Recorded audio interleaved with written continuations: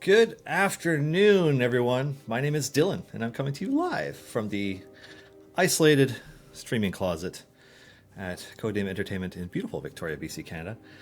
Before we begin, I would like to thank Dungeons and Dragons for hosting us on the official D&D Twitch. It is and will always be an honor to be here. And shout out to our moderator and producer, Sasha, for helping me keep the show going. No major plans for today's show beyond playing some of the variants, showcasing the new champion Lazaps. So if you have questions and I'm able to answer them, fire away. I mean, you can fire them away either way, but there's always a chance that I won't be able to answer them. It really depends on what the questions are. But yeah, here I am picking a Bright Swords variant.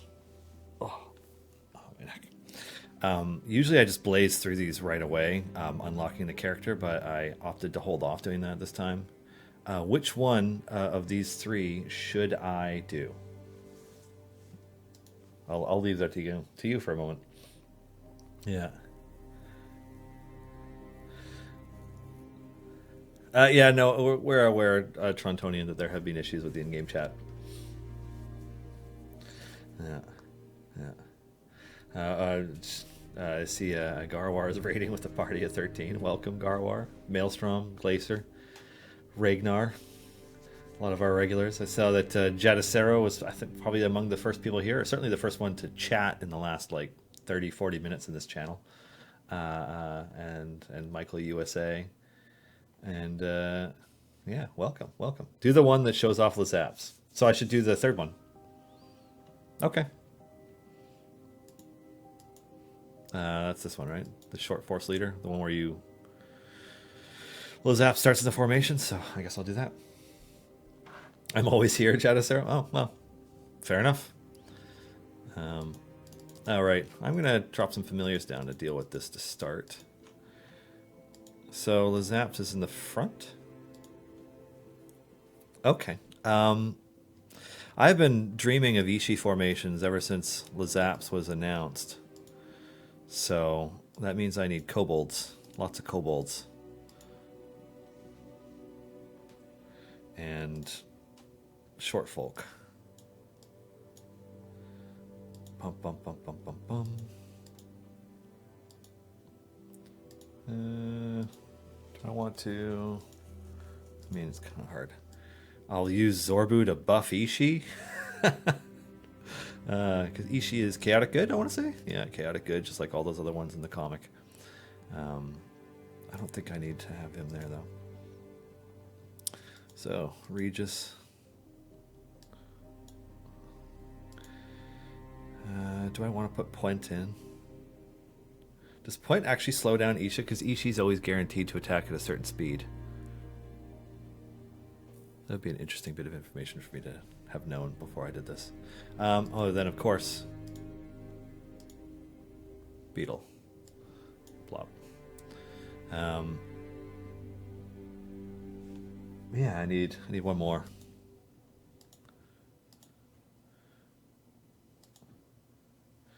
It buffs her but doesn't slow her down. Oh, well in that case I'll try it out. Where are you, Point? And what I'll do is I will drop Deacon way back and just make his buff suck by spreading it further. Anyways, let's drop some familiars on leveling these champions up and see what we can get these buff numbers up to. Ahead. Always expect chaos, of course. As quick as me. All champions. Kobold family. Friends to shorties. Alrighty. Oh god, I can't remember which one of these I end up using. Which one is... I think it's chip away. Alrighty. So it's funny, even though I helped to design Lazaps, I came up with the initial concept, I haven't actually used her much. I am assuming that the middle spec is the dedicated support, but she's in front right now. The Zapper would be a little bit overkill right now, wouldn't it? going off. Yeah, because you would want that when you have multiple people in the formation in the column with you, probably. So at some point, she's going to. And is my Ishii there? Yeah, there we go, Ishii. Even though I know I could make a better Zorbu formation. Cool. Weird. Also weird. Stolen power, solo tank, zapper, multi tank. Yeah, that's what I gathered looking at it. Huh. It's interesting. I'm just curious to see how it goes. What's your favorite way to use Lazap? Solo tank, multi tank, or more support? I suspect because she can't. She doesn't have any overwhelm feats, so I imagine that dedicated support or multi tank is probably the best for Lazap so far. Does Ishii work with Lazaps? Like, for instance, Shorties count goblins or not? You know, I don't know that it does, and that would probably be because we didn't future-proof to include goblins with short folk for all of our adventures and abilities. So, like, cramped quarters doesn't include, doesn't allow you to use goblins, which, in retrospect, it should. But at the same time, Lazaps is in a suit of powered armor and is a little bigger than the average goblin. I don't know. And then, yeah, Ishii, like, there were no goblins when Ishii was made, so I doubt that Ishii's ability takes goblins into effect with the short prince to shorties. Yep. Dwarf, gnome, halfling, kobold, or sorial. So I could put Dragonbait in, but so far, Lazaps doesn't count yet. Yeah.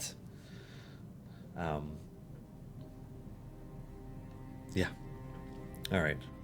I don't want familiars on the field anymore, even though I know it's efficient. I just want them to. I'll have one sitting here on Spurt's ult to make sure that he's dead. But other than that, I'm just gonna, and I'll have one here on overcharge, just because why not? But otherwise, I'm just gonna leave him be. The only downside I've found personally, like, Lazaps doesn't quite scale as well with Ishii as you can with some of the other top tier DPS champions in the game right now. But my sadness is that Lazaps and Birdsong share a formation, because like Ishii with Birdsong's ult is awesome. He just shred through bosses because they just Ishii just attacks every time Birdsong attacks with the ultimate. It's nuts. I really like that ability. Alrighty. Bum. Alpha Crawl, question or more of a suggestion. How about artifacts as the next power boost after Modrons? You can gain them after a certain achievement, finishing campaigns, hard variants. This to see and hunt the legendary artifacts of the D&D lore. I mean, I can pass that idea along. It's, I like the...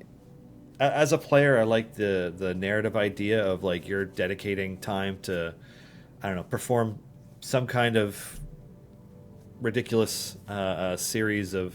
Going through some kind of ridiculous crucible of events to end up with, an Eye of Vecna, which does what, or does something for your party, or the one of the other like legendary artifacts that exist. But that being said, it's not something that we have discussed or are planning to do. So certainly I'll take the feedback along because it's interesting. But as far as I know, we don't have anything planned around that.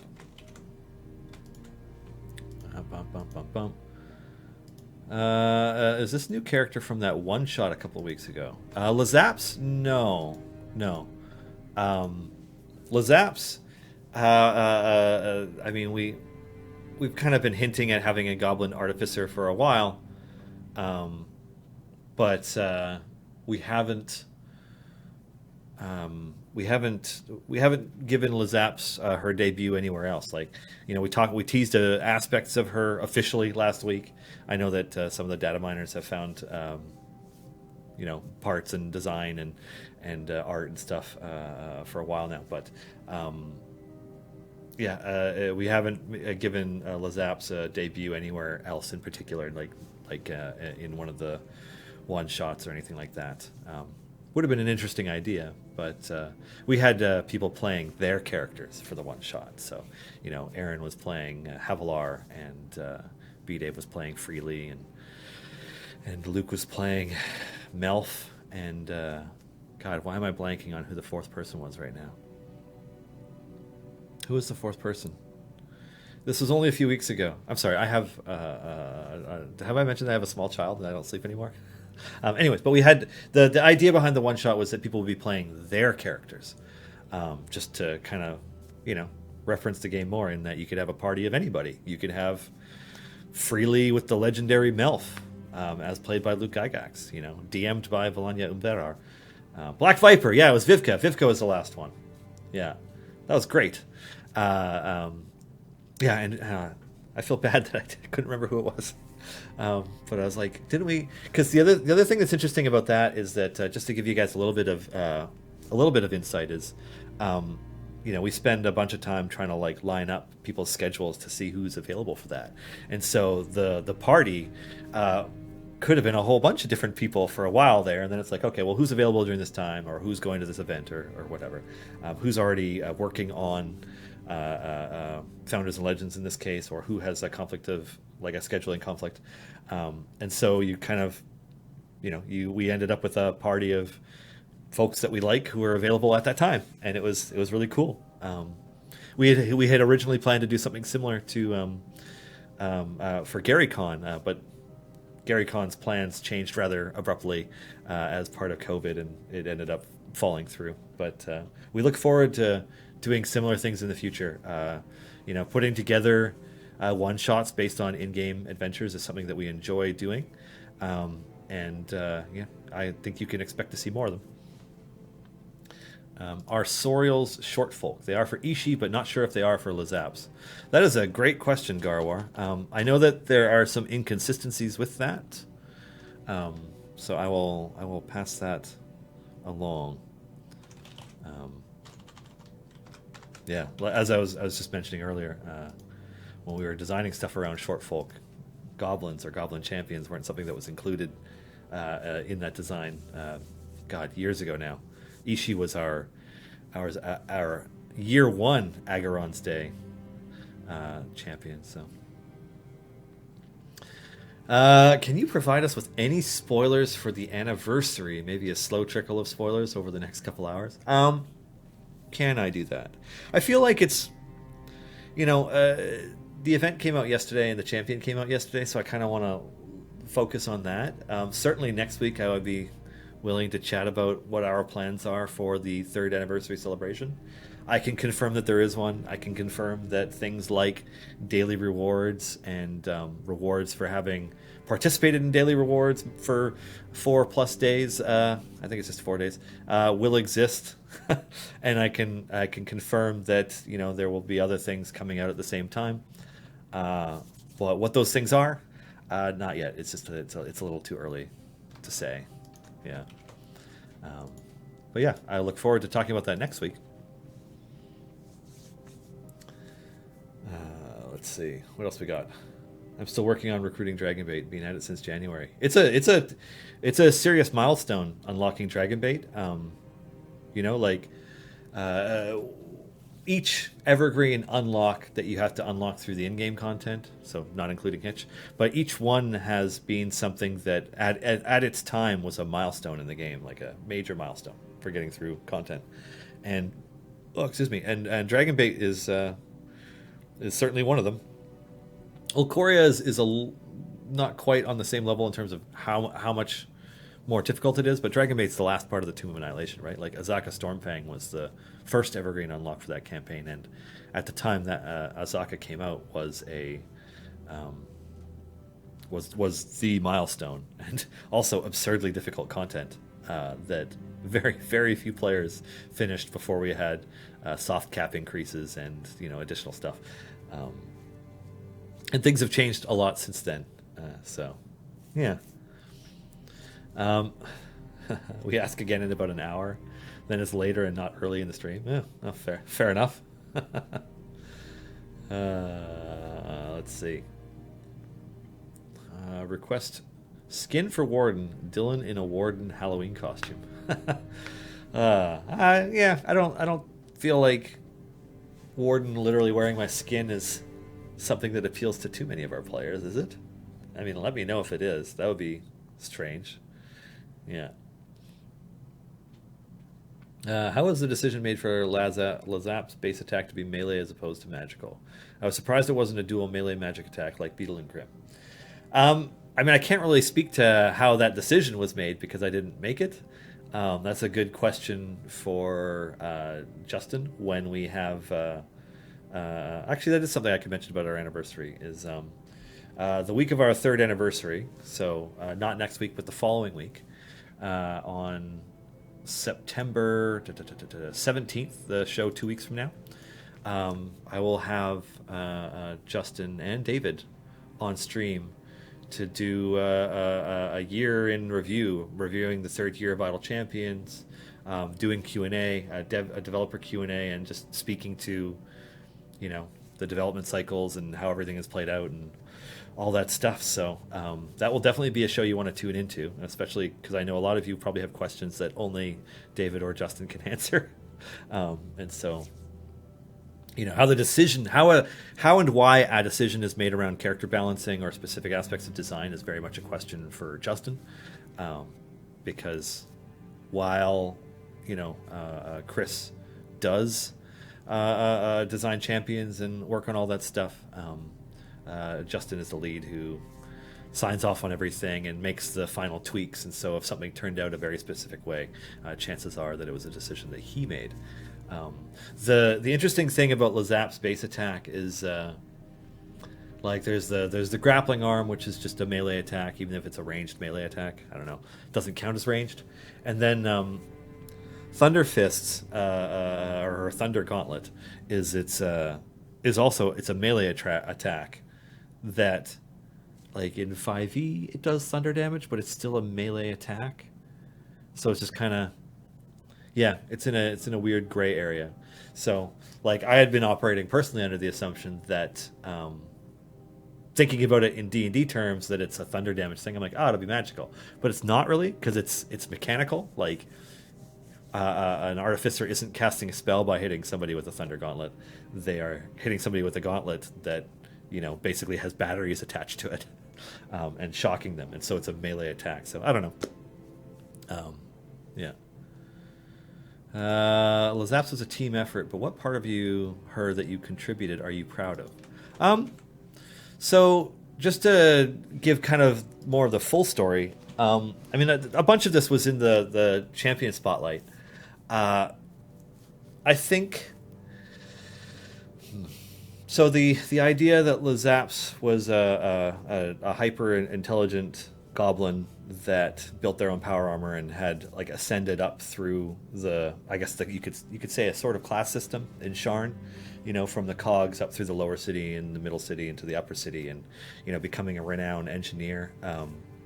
Like the idea behind that, and the basic idea of powered armor that charges up and that discharges through either shielding or through energy, and and then buffing other small champions. That was some of the stuff that I contributed. That design was very much refined by Chris and Justin, and like the art. I want to say, I can't remember if it was Alexis or Bronwyn who drew Lazaps. I want to say maybe it was Bronwyn. But when you design a character, like at least in text, like you kind of come up with the general outline. I usually start with a bio, because I think you have a rough idea of like, okay, I want them to do these things, but like the bio is kind of like, at least for me, narratively, like where does the character start? And so the Lazaps bio was something that I came up with right away, and then kind of started iterating on the ideas for how how her formation abilities could work together. And also just like trying to challenge myself to come up with something that hasn't been done exactly in the game already. And, it was important to me that she was, takes full use of her artificial arm. Because an arcane propulsion arm is an awesome artifact, by the way. If you happen to have a character in a 5e game and you're playing, and the Eberron campaign, Eberron Rising from the Last War, content is either legal for play in your game or you're playing an Eberron game. If a character's missing an arm, the prosthetic arms in Eberron are incredible. And having an arm that can shoot off and hit something or pull something or whatever was really cool. And so that was just kind of like that was part of it. And like having a shield that is, you wouldn't think of a goblin with a tower shield, but that was very, very cool. And yeah, it was just kind of came up with a bunch of ideas. And as we were doing this, like Chris Dupuis came up with Lazap's voice. Like I kind of thought about them first as like their story, but like in terms of their personal voice and like how they interact with the world, that was very much Chris Dupuis, very much inspired by a character from a popular cartoon Netflix series that recently ended. And if you're familiar with the show, I know you will figure out which character she's inspired by immediately. And yeah, I think the bio is kind of the part that I enjoyed the most because when we were putting together the champion spotlight, we have a bunch of different people who work on that. Like we have the people who are finalizing the design on our end, and we have a place, we have internal documents where all of our champion designs and stuff go. And so Chris and Justin had done all of that, and the blog was getting put together, and it was getting written, and I wrote just the introduction section, the interaction between Lazaps and a House Caneth envoy, and the bio, and like kind of like the general story of like the start of the design was me. And I think I honestly I got more of a kick out of writing that part, especially if you're an Eberron nerd. There's some references in there that are really fun. But yeah, the bio I think is the part that I'm most proud of. To answer it, I guess succinctly after talking for like 5 minutes. Who would be your choice for the Year 3 Champions of Renown / All-Stars? You can pick 5. Huh, that's a good question. I hadn't thought about that yet. God, who even came out this year? My brain is not what it once was. Luckily, I know where I can find an internal list, and I'm going to try not to accidentally name off any of the upcoming characters, but I just need to look at the full list of who even came out in Year 3 before I pick some choices there. Let's see. So we started Year 3 with Sibildorf Point, followed by Avern, Sentry, Krull, Artemis and Trary, Morgaine, Havilar, Cazaspia, Briv, Melf, Kreidel, Jaheira, Nova V'ger, Freely, Beetlengrim, Omen, Drawn, and Lazaps. Well, if I was picking it for Champions of Renown / All-Stars, which is to say very popular characters that are also very powerful, that, then like Avern and Krull are just givens for that list. I think Briv is also a phenomenally awesome and powerful champion. I really, really like Nova's design, and I really like Nova's synergy ability that hasn't been released. But I'd probably put Nova on that list. And I don't know, maybe Lazaps? Yeah, but certainly Krull, Briv, and Avern for sure. And the other two are a little bit up in the air. I am a huge fan of Artemis and Trary's design because I like working on that puzzle for each of my formation shapes, trying to figure out the best way to optimize a character that is not supposed to be in the best DPS slot. I just enjoy that part. And so that's one of the ones I've played the most. I really like the fact that Havilar has a design based around her imps being summoned and dying, which I think is a lot of fun. I think Cazaspia is just a great design, and like the downside, I guess, is that healing is not something that is very, very useful to the point of essential in some variants, but a lot of the time you're going to pick the best possible buff for your formation rather than a character who can heal everybody more effectively or what have you, which fair enough. So unless you're doing a Kron formation or an Evil formation specifically, maybe Cazaspia is not your favorite, but I quite like her design, and I really liked how she turned out, and I was happy to finally have a Yuan Ti. Melf is Melf. It's frickin' Melf. He's awesome. He's a speed champion. He's a support champion. We released a few speed champions this year. I will admit that Kreidel's not my favorite this year. Although his Blood War skin looks amazing, it makes me want to use him more than I do. Beetle and Grim is a really inspired design that I have a lot of fun with. Omen Drawn is really, really great if you can set up an Ak Inc formation.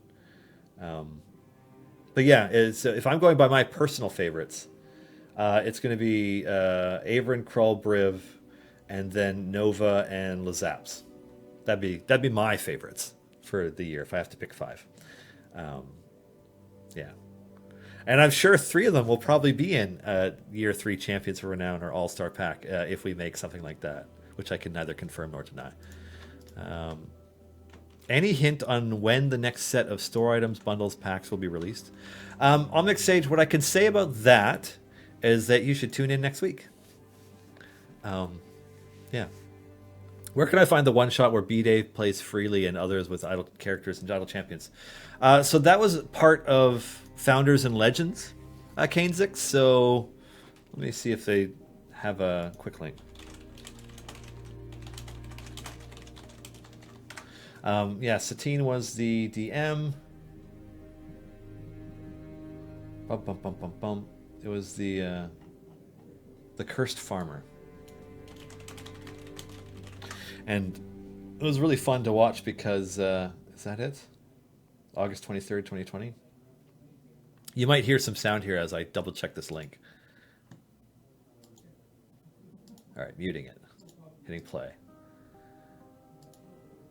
Oh yeah, this is definitely it. I recognize those people.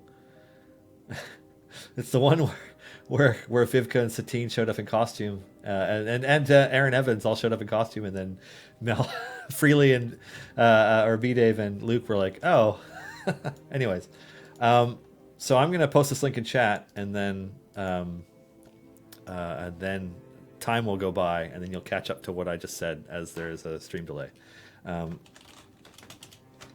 Hopefully there's no typos.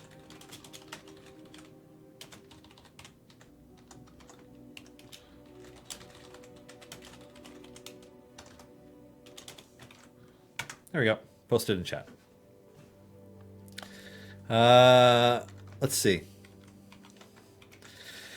As a new player, it seems that Zorbu dominates as really the only DPS if you want to progress. How does the team feel about that? Is there any hope for perhaps buffs or something to bring others to his level?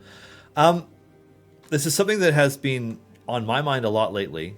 I can't speak to what's on Justin or David's mind because I know that they've been very much focused on refining mode drone automation and multi-party mode and making the game smoother and run better. Sticking to our commitment to focusing on quality of life right now. So I can't speak for them, but what I could say is we tested the waters with the idea of a DPS that could improve over time with the Black Viper, and we really liked it. And when we did the same thing with Zorbu, I think we ended up creating a de facto DPS for a lot of situations. Not every situation, because he kind of sucks at dealing with enemies with armored hit points and some other things. But Zorbu is, Zorbu is among the champions, among champions like Krull, or I'll just leave it at that. Like Zorbu, like Krull, is an outlier who is perhaps too powerful on relative to other champions of their type.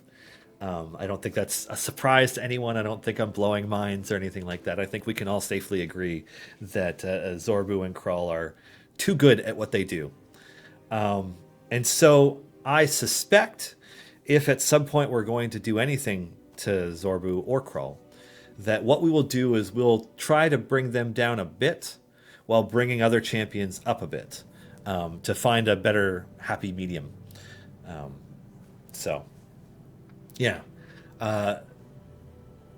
don't know that. I don't know what that'll look like.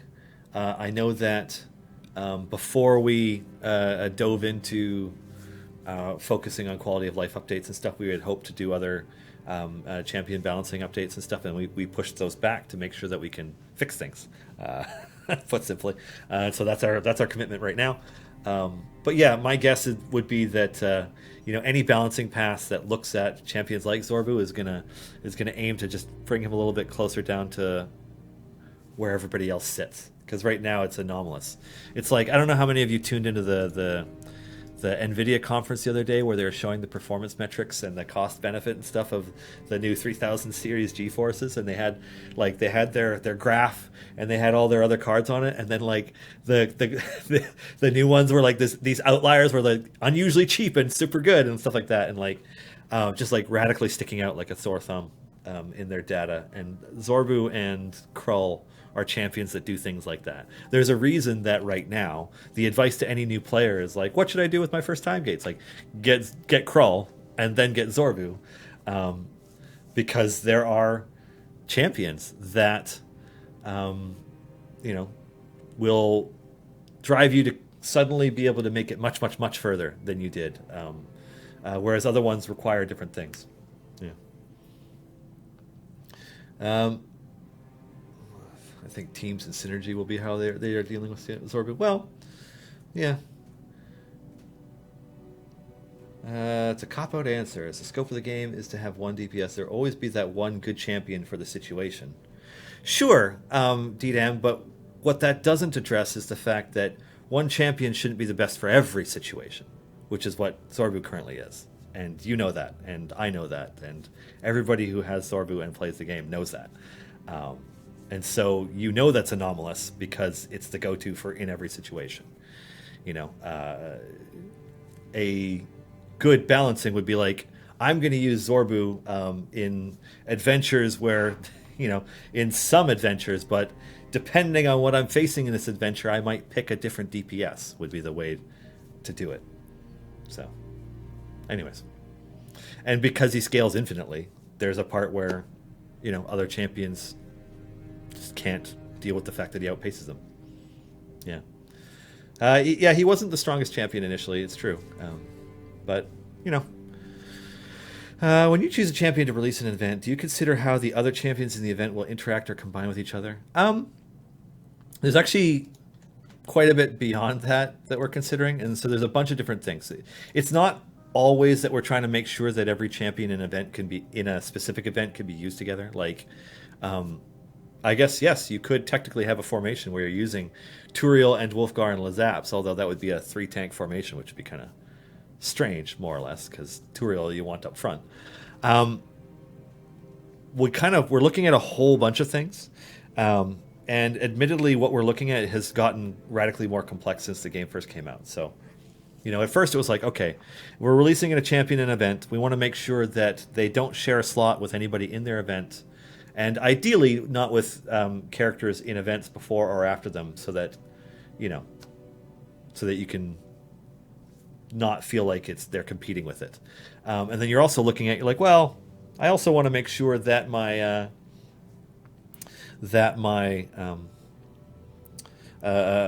my class, like they're a different type of class. Like you don't want an event where there's like 3 warlocks available, for example. I mean, obviously, in the scheme of things, like the class has less to do with a character than a lot of things, but we kind of trying to make sure that each champion has their own kind of, I guess, spot to shine in their event. Like we want there to be a question of which champion do I focus on first?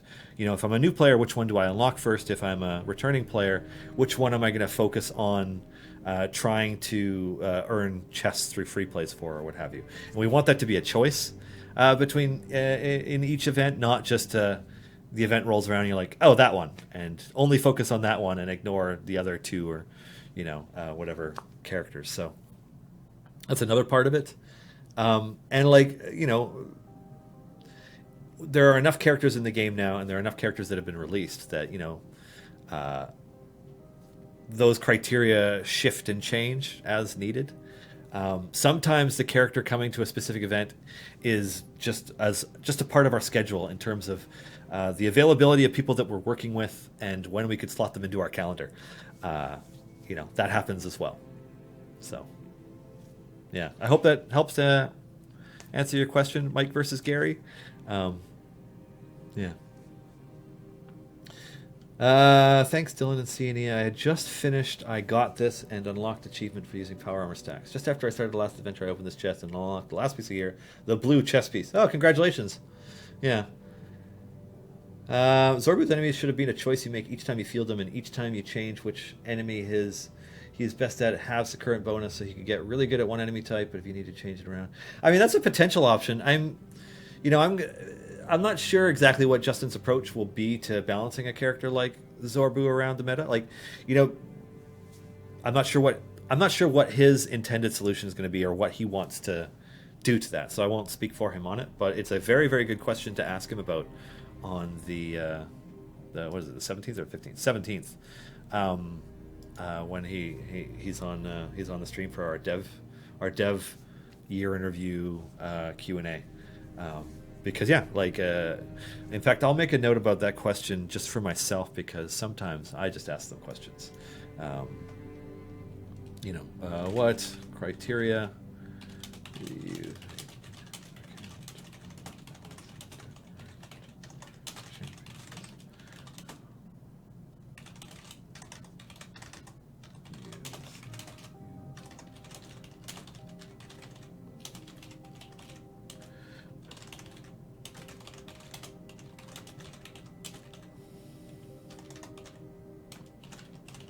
Alrighty, just made a note about that.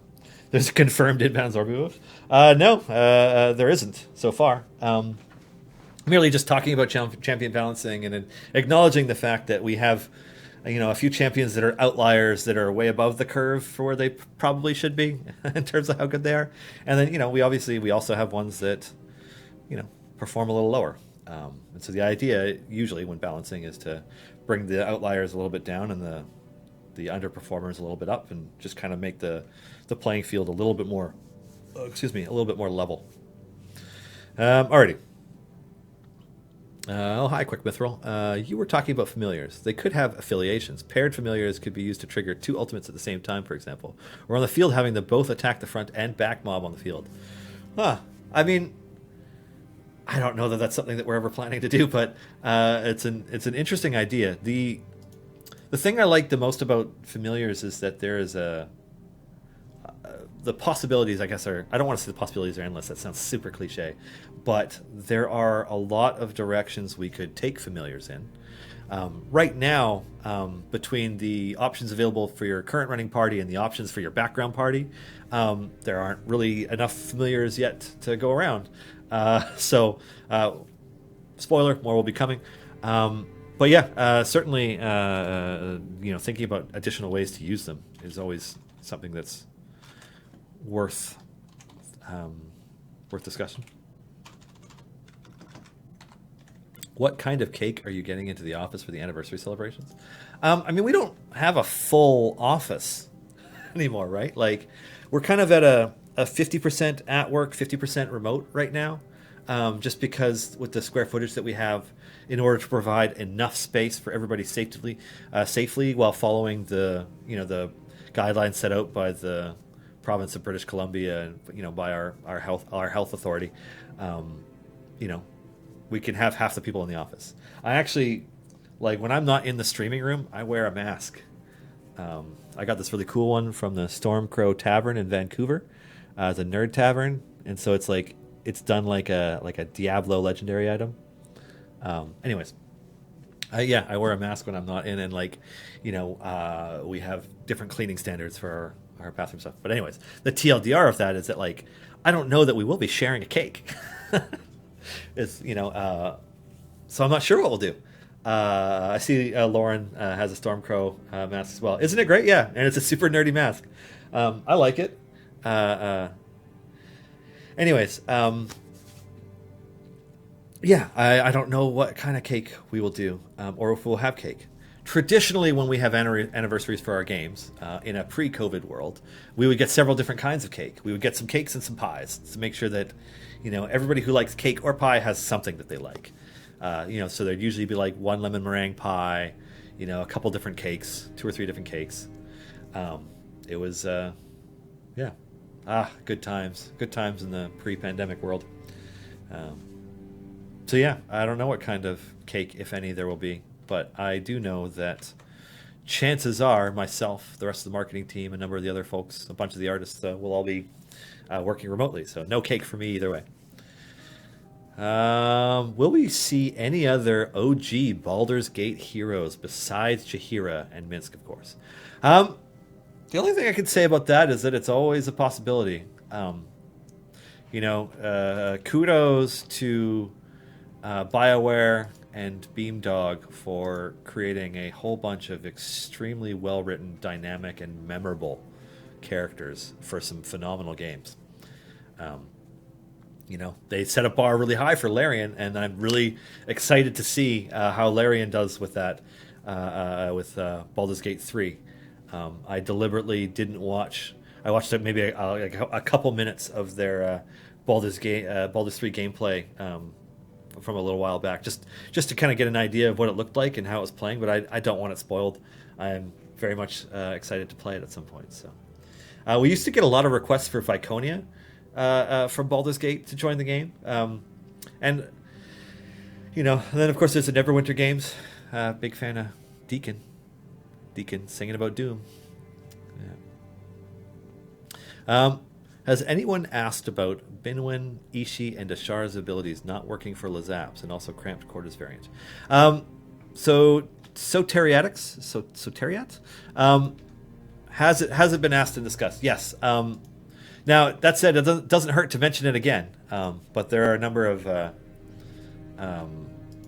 inconsistencies when it comes to how we've treated and referred to our size small / short folk champions, and there are some adjustments that could be made for sure. I don't know that we will adjust for everything. There are a lot of abilities, there are a lot of races that Ashara doesn't bond with currently. So there's room there. Maybe we will add third specializations down the road. Maybe not. And then of course, But some of the other ones that kind of reference things directly, like Ishii's friend to short folk. Well, Goblin are short folk, and so that does seem anomalous, right? So it's on our radar. Again, it's the kind of thing that's a little bit lower on our list of things to fix or address relative to performance improvements and bug fixes right now. Alrighty. Do you think they will ever do a familiar reward for a variant or mission with challenges just to get them instead of a huge gem cost? I think it's always a possibility. Yeah.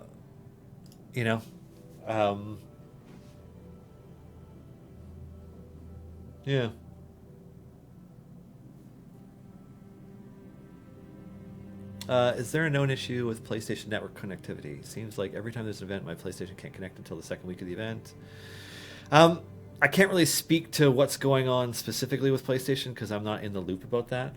But, Homeria, I will pass your feedback along because we have folks whose job is to work on our console builds of the game, so I will pass that along. I know that today... we pushed a build to Steam just before this show started to address a glitch that was making things unplayable for people. So, yeah. Are there any plans on introducing new consumables in the near or far future? What can I say about that?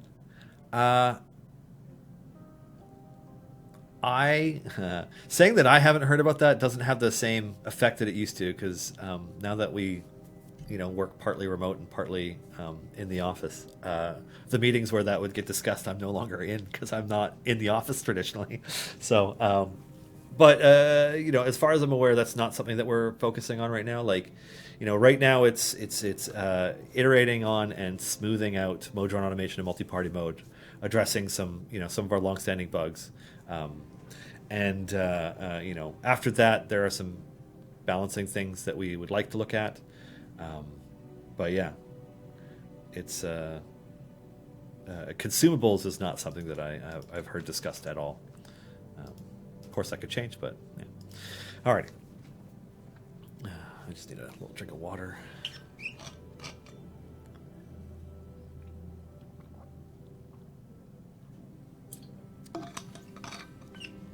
Alrighty. You said that you love using Artemis. I love him as well. If you had your way, how would you make him more relevant? Also, if something like Fury of the Small was positional, does Artemis need to qualify for a buff to observe it? Yeah, he does need to qualify for a buff in order to observe it. Similar to Archon the Cruel's Usurp Power. If it's just not something that they qualify for, then I don't think he can take it. I'm pretty sure that's how it works. Last I checked, anyways. If you had your way, how would you make him more relevant? See, I'm not convinced that he's not relevant now. He doesn't scale infinitely like Zorbu, but if I am not using Zorbu in that way, which is to say farming a bazillion kills of the different enemies that are part of his favorite enemies, essentially, I can get higher damage through Artemis, with Artemis through my formations than I can with pretty much anybody else. So I don't think there's anything holding him back from being relevant. I just think that Zorbu is too good. Really. Yeah. Though I wouldn't use Artemis in Grand Tour of the Sword Coast Adventures because there's only 9 slots.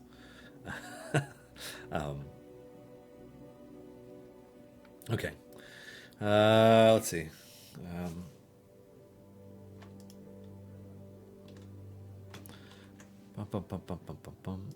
Can we get rid of Modron automated restarts applying to named event variants? Finally got bit by that earlier today. I'm not really familiar with that, OG17.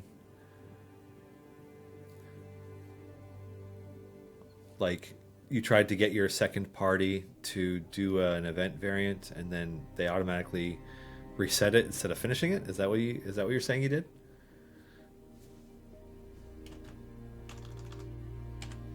I'll wait for some context on that one because I'm not quite sure I understand what your question is. So I'll wait for that one, and I'll just move on to the next question in the meantime. Jamman J, are you guys going to do a big sweeping quality of life pass on Modron, or do you plan on slowly updating things over time? Iterative, yeah. As we solve bugs, we will roll out fixes. Granted, we're not going to intentionally, if we solved 10 bugs over the course of the week, that doesn't mean that we're going to necessarily do 10 builds unless they're game-breaking bugs. We do try to lump things into our regular update cadence, more or less. Yeah. And also, we have to be pretty specific with our builds for Xbox and PlayStation and Nintendo in terms of timing and how we built them. So, those ones tend to get things more lumped up, whereas Steam gets a more regular rate of balances. Alrighty.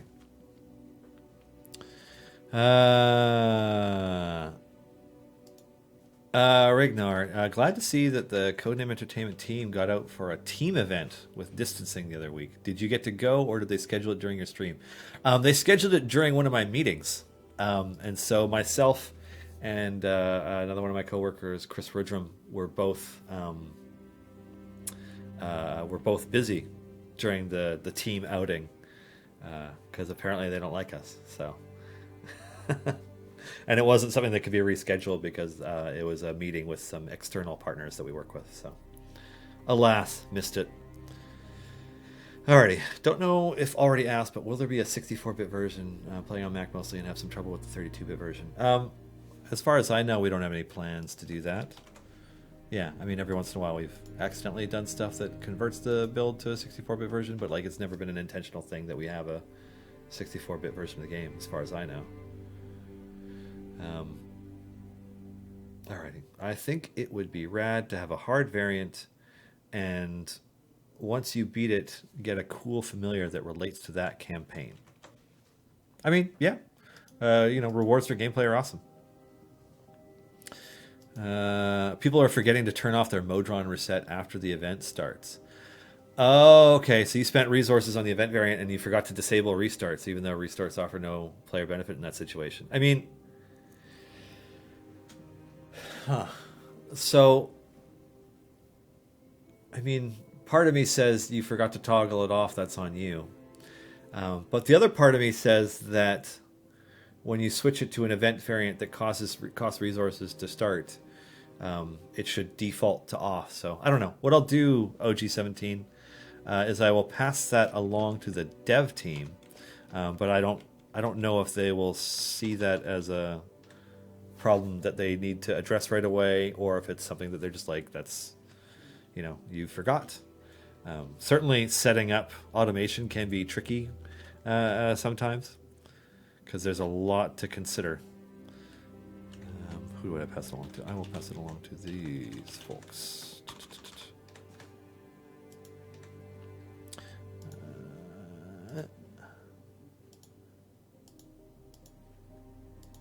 Okay.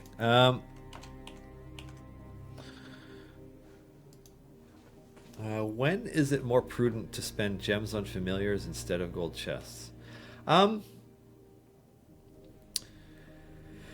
You kind of want to be spending all of your gems on gold chests until all of your core and evergreen champions have epic gear, which can take a while.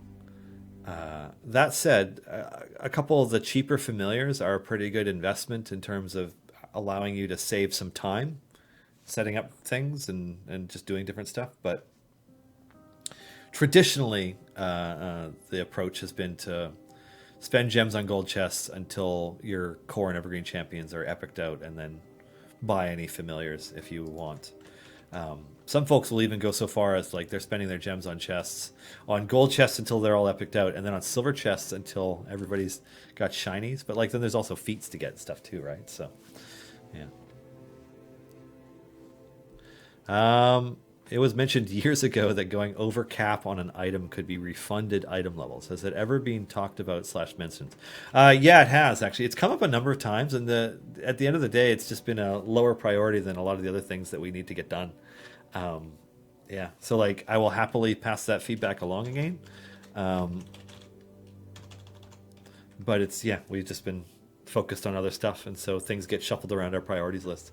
It's not something that has been intentionally sidelined. We just tend to focus on the things that negatively impact the most players first, and at the time that wasn't something that affected very many players, but I suspect quite a few more players have reached their cooldown cap for their ultimate items since. So does Melf's speedy supplement enemy spawn speed maximum cap out at any point? Shall I go past 300%? I think you can go past it. Like, isn't it phrased as such that... I'm going to drop Melf in here for a moment. Bum, bum, bum, bum, bum. I'm pretty sure it just continues to have that effect. Yeah, it just keeps going. So... feel free to keep going with it. Unless I'm seeing a visual bug, but yeah.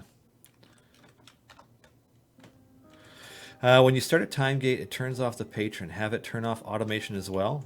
Well, I guess, like... I mean, the automation's not running if you're doing a time gate. So... yeah.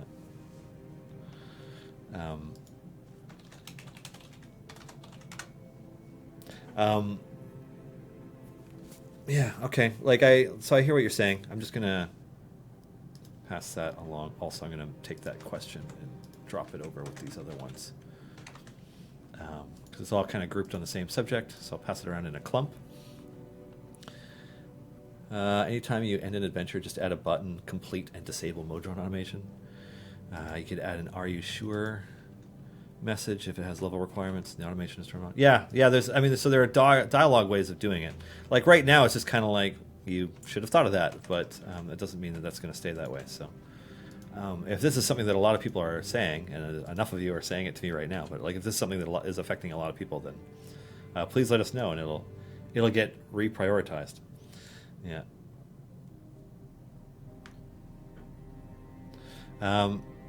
Nararin, I have an adventuring party tab even though I don't have 2 characters in every slot. Is that normal? It shows up once you have unlocked 6 additional characters past the core 12, and then the adventure split the party doesn't show up as something that you can do until you have at least 2 characters in every bench slot. There's no reason for a game to have gotcha mechanics in scenarios where a player would never want that behavior. Sure, but you're implying that this is something that was intentionally built, and it's not. Um, you know, so like I said, if this is something that is affecting a lot of people, because it's not something that I was even aware could be an issue before you mentioned it to me, because I never tried to get my second party to do events. I always do events on my main party, and my second party just farms gems forever so I can spend gems on stuff. Um, but yeah, it's, I'll pass the feedback along. I have a silly question. With new events, there are new characters like Lazaps, but are there new backgrounds?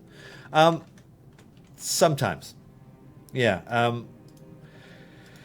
We don't, like, once we've created an event, we don't tend to create new backgrounds for that event specifically each year. It tends to be the new adventures that always do it. Yeah.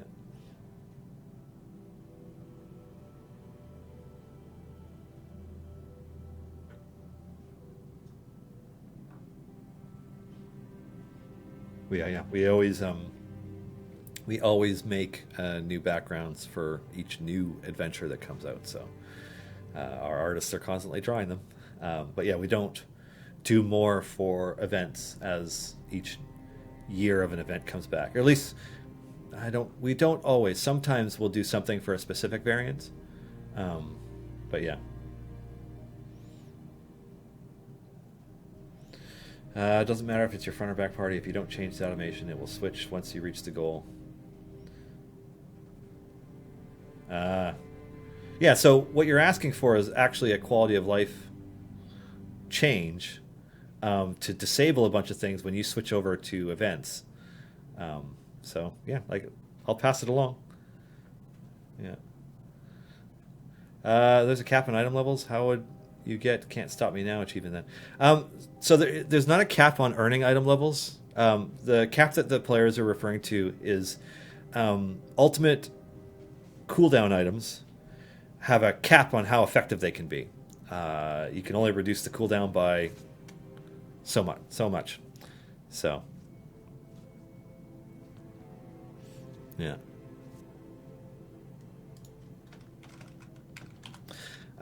So what those players are referring to is, you have 1,000 item levels on your shiny, epic, ultimate cooldown item, and you've reached the cap a long time ago. And so we were talking about, so there's no cap on those item levels, but they stop being useful past a certain point. And so there was discussion about whether or not we would redistribute those item levels or make some other change related to it. And it's just been something that's been on our quality of life list for a long time that we just haven't gotten to.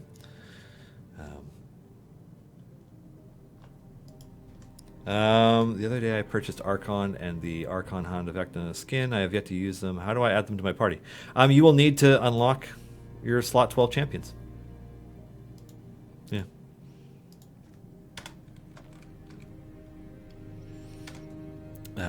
Big question. What are your feelings on losing all year 1 champions to time gate only?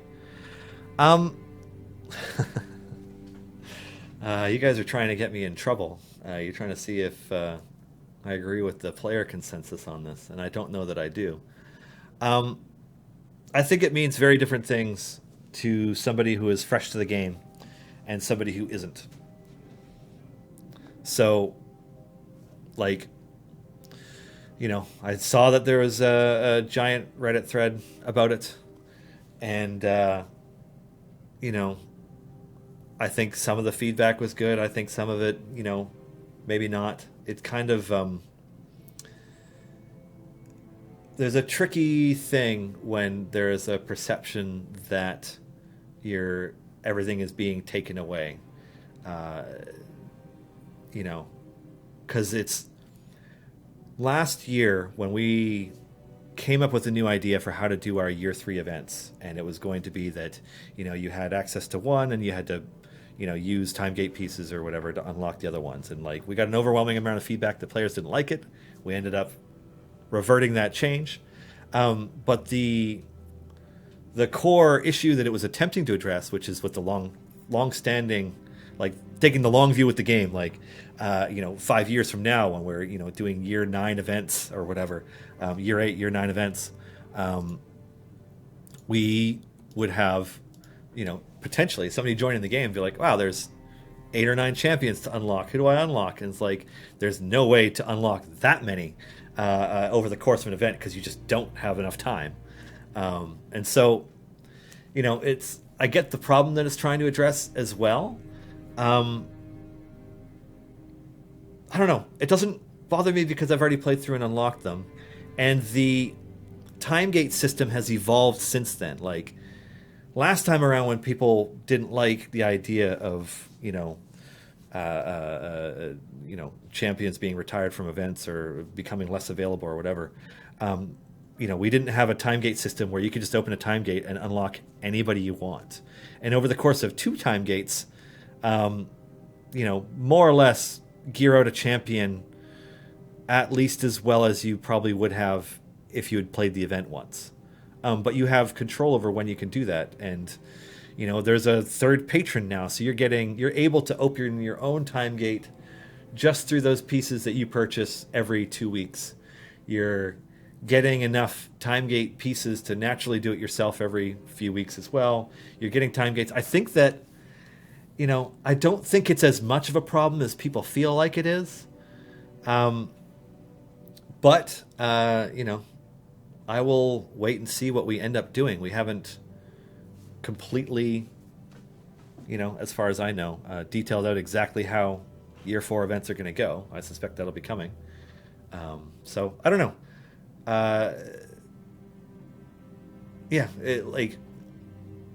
I'm also, I don't know that I'm the best person to be speaking to it. I think that Justin was pretty clear in his response on the subreddit, at least for his approach to it. And I encourage you to read that. But I don't know. I guess I don't personally feel like it is a huge issue with the way that the time gate system has changed. Because the time gate system is a very, very good system for getting old champions and getting gear for champions now. And that wasn't the case when we looked at changing year 3 events. So, yeah.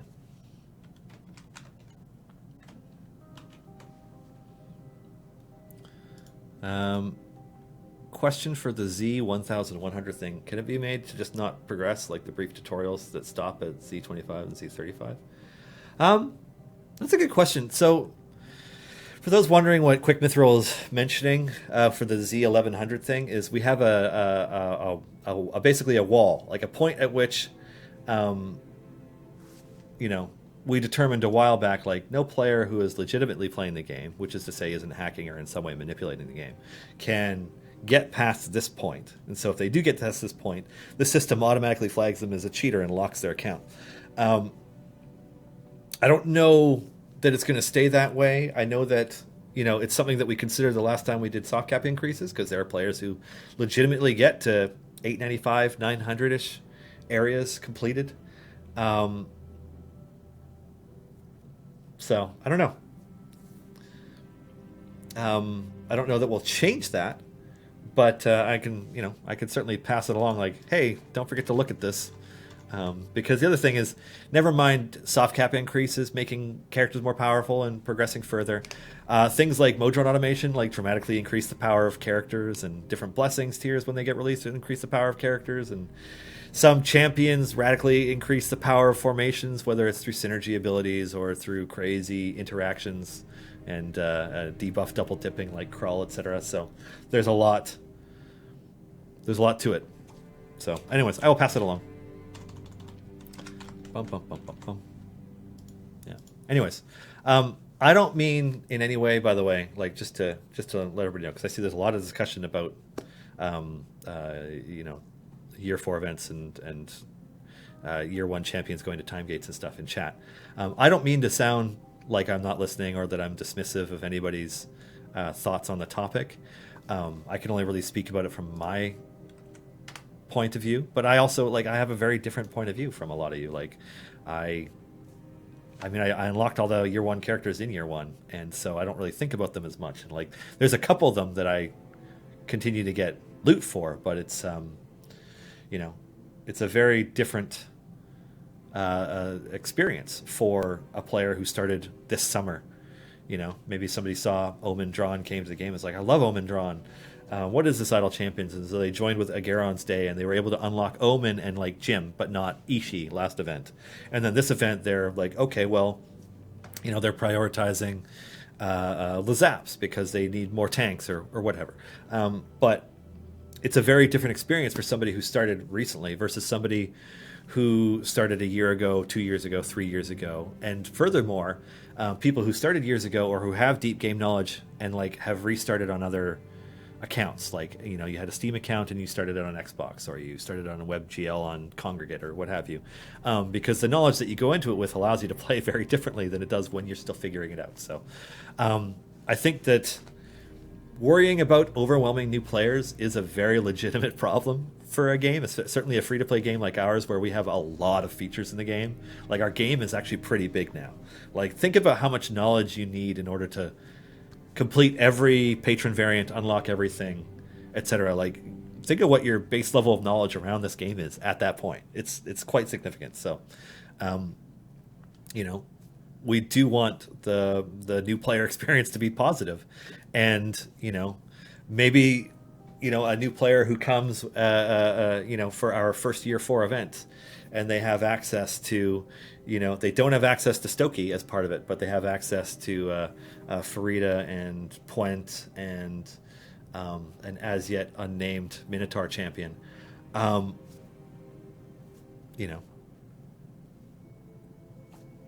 They can get Stokey through Timegate. I don't know if it is as big of a problem. So I don't know. Again, give us feedback. Keep talking about it.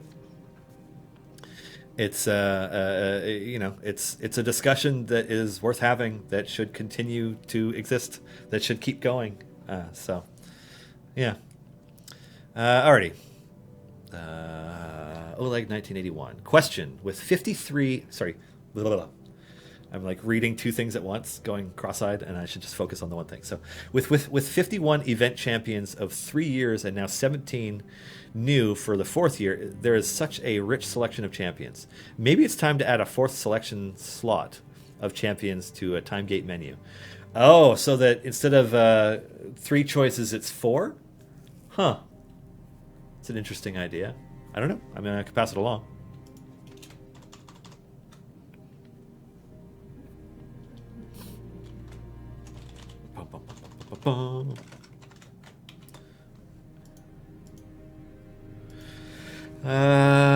Could you guys group up the bug reports by platforms, making reporting easier and quicker if you don't have somebody to peruse before submitting a ticket? Yeah, I'll pass that along. Admiral Road. That would go to this person. Sorry, I make notes for individuals on here when I write this stuff down. Would you consider offering 3 event characters defaulting to ones the players do not have yet, then year order? I don't know. I mean, again, it's a good question for Justin. Did somebody just say it's their birthday? Today is your real life birthday for baby Illy G. Hey, happy birthday. Yeah, congratulations on surviving another orbit around Sol. It's been a tumultuous one, but, here's to many more on the horizon. Anyways, I don't know that we have plans to adjust which champions are available to individual players as they come into an event based on what they've done in the past. Yeah, but it's an interesting thought. I feel like a lot of this can nicely done, Sasha. Sasha just set it up so that to enter the draw this time around, you say happy birthday. So Happy birthday, Ellie G.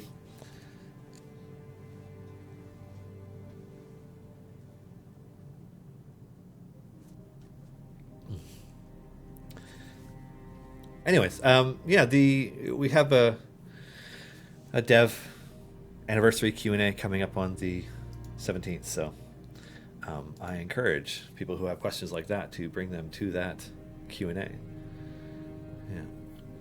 Yeah. Anyways, need another drink of water. Only downside to talking nonstop for hours on end is your throat dries out.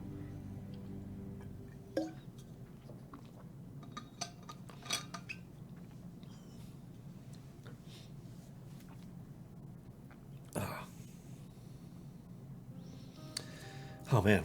So I had this I've had some really fun moments in my home D&D campaigns over the last couple of weeks.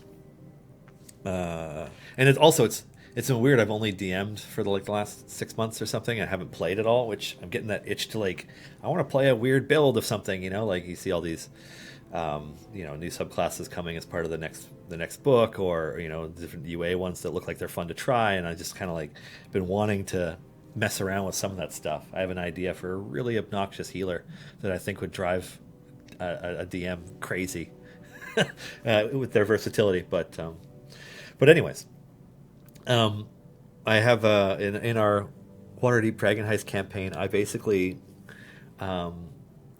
did a version of a sort of an homage to the film Alien, but using illithids and grells, because grells look like little brain sacs and have tentacles and mouths and stuff. And I hinted that the players were they were fighting in this they were fighting in an underground room adjacent to a sewer that was really mucky, but what they didn't know was that the drainage in that area was creating a sinkhole in the middle of the floor that was just itching to collapse. Just to make things interesting, because the combat encounter itself was pretty straightforward. It was just a few grells, nothing mind-blowing, unless you fail a bunch of saves and get poisoned. But I basically, as soon as they went in, one person kind of disturbed the grells and started getting attacked, and then somebody went in to help, and they ran across the middle of the room, and I what's your passive perception? They're oh, it's it's 15. I'm cool. You notice as you're running across the room to help your friend that the floor flexes and dips as you run across it. He's do I notice anything else? I'm are you gonna stop and make a perception check? Are you gonna stop to actually look at it, or are you continuing on to do what you're doing? He's no, I'm gonna continue on. I'm okay. So yeah, you notice that it has flex. You feel it as you run past. And he chose not to shout or say anything about it to anybody else. He just kind of ran into combat. And nobody noticed until our rogue went to disengage and do something really fancy. I can't remember exactly what they were doing anymore, but they were trying to do something kind of fancy as they skipped away. And I'm okay, roll an acrobatics check as you go across the middle of the room. And she rolled a nat 1. I'm oh, as you hop back, you're the heel of your foot lands perfectly in the middle of this floor, and it gives, and you drop 20 feet into this sludge. And so she falls, and the ceiling above her and the floor where everybody else is just starts kind of that's when it just decides to give away. That one piece was the last part, and so it just the hole starts widening for the sinkhole right there, and she lands in this muck.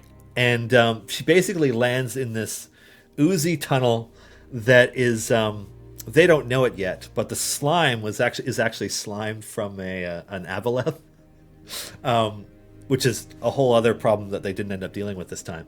But the other thing is that this tunnel is basically it's just mold. It's just humid and moisty, and it's just yellow mold, which is a dungeon hazard in the DM's guide for those of you who might not be familiar.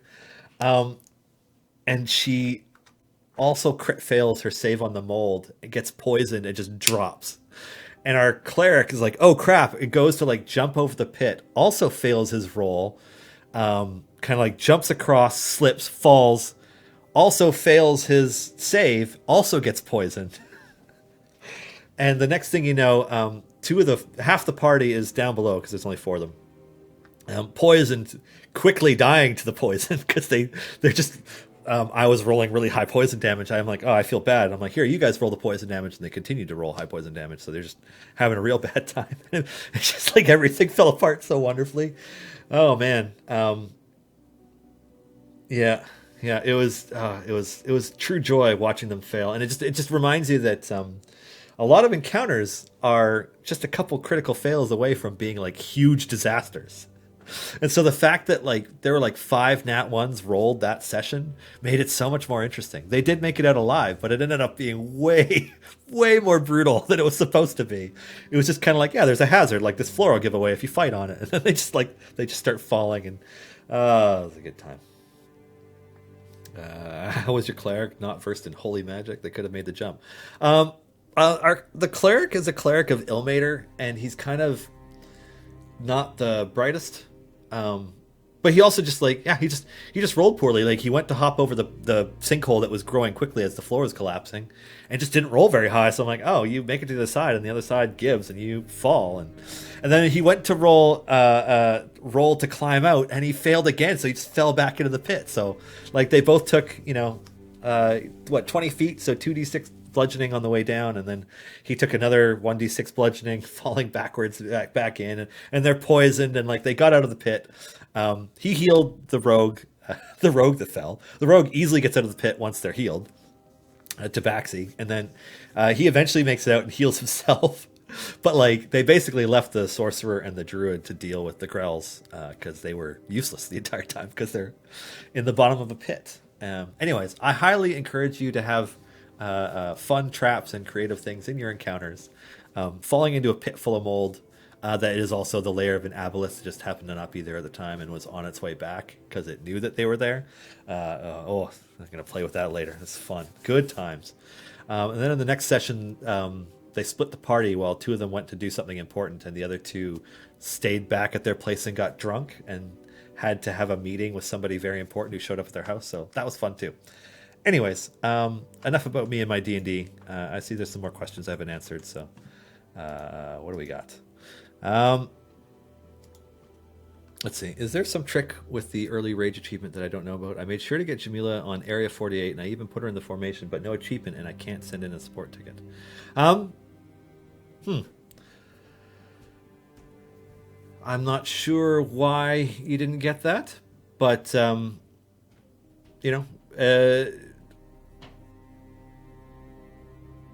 you could try again, I guess, because that's the early rage is the achievement for unlocking Jamila before Area 50, right? It's one of those early ones. Where's the achievements? I never look at this thing. Gah.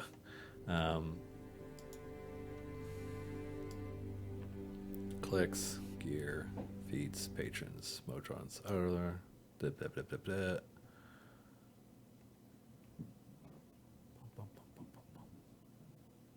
I could have sworn that it was in this section.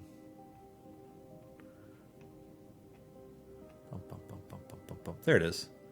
Before unlocking Area 50. I mean, I think you might actually need to complete Area 50. Like, if you bring Jamila in at Area 48, and then you complete Area 48, 49, and 50, as long as Jamila is in your formation, that should get you the achievement.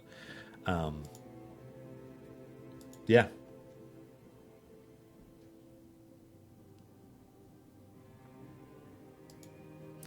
Anyways. All right, what else we got? How often do wild offers show up? Daily. Yeah.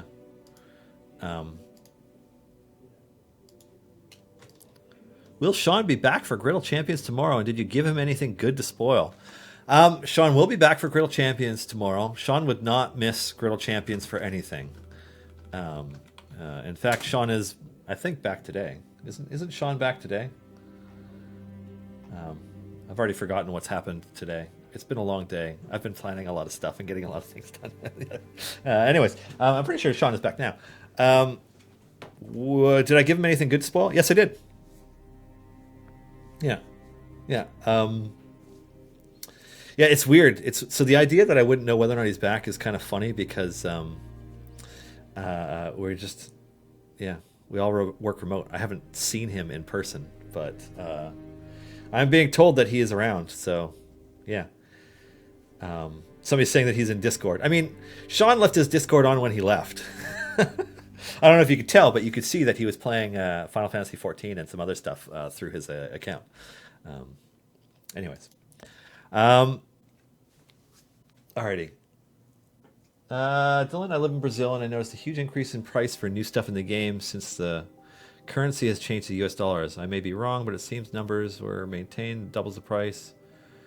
So we don't, like, the pricing on Steam isn't dictated by us, it's dictated by Steam.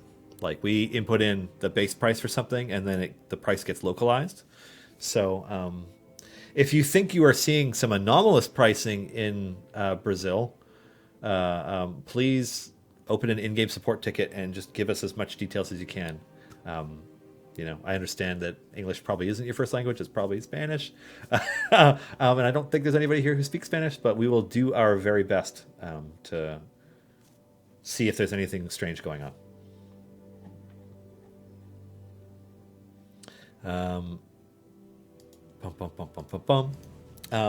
So that's one of my campaigns. It's this Dragon Heist one. They stayed home and got drunk because they in the Dragon Heist campaign you get this. Is it Portuguese in Brazil? Okay, I thought it was. Sorry, I didn't mean to make assumptions. Yeah,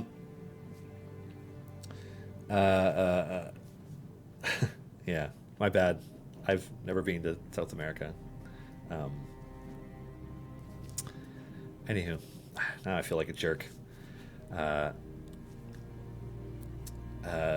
So they in the Waterdeep Dragon Heist campaign, they finally decided that they're going to do something with Trollskull Manor, and the Dragon Heist book gives you a lot of options on what you can do, and they've decided, like, we're going to make another inn, and it's like, oh, okay. And so, like, I introduced them to the guilds, and, like, these are the different guilds you'll need to interact with, and this is what it costs to do renovations, and this is what it costs to run your business. And, like, one of them is, like, super excited, one of the players, and the other ones are like, because it's just like it's not their idea of what they want to do when they're playing D&D.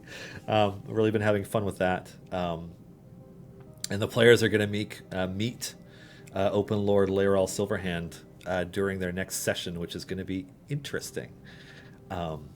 Because they have some characters that speak their minds, but yeah, it's gonna be interesting.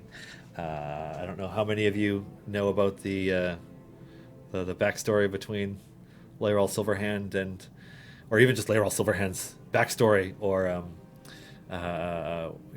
what she's like when it comes to Vajra Safar, the Blackstaff, or any of that stuff. But it's fun Game of Thronesy political nonsense that I'm looking forward to inflicting on my players.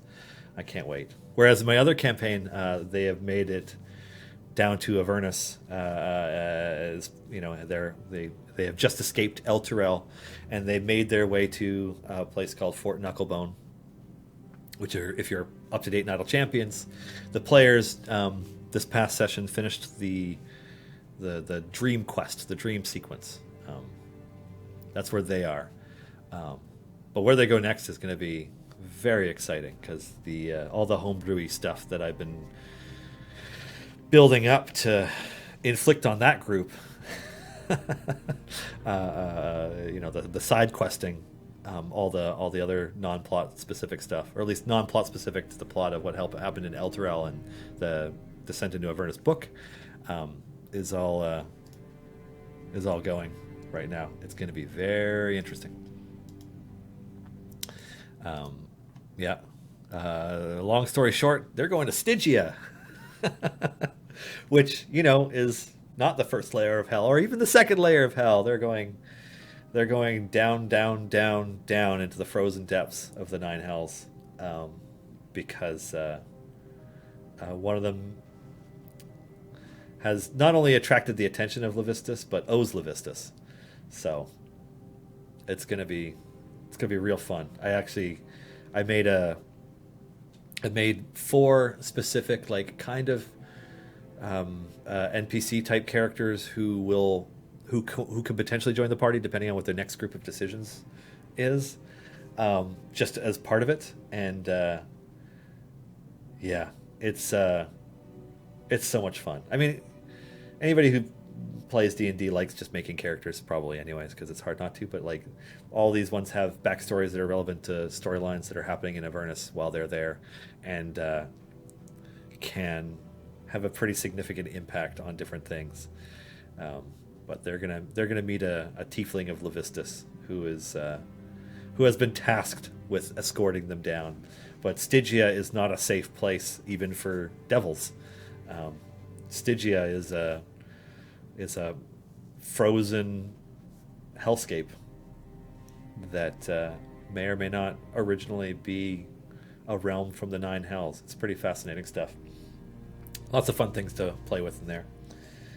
And I'm totally I can't remember who it was on chat, like either last week or the week before, but they suggested naming the train that they're eventually going to be on Fire Piercer or Flame Piercer or Hell Piercer or something like that, which I thought was really funny.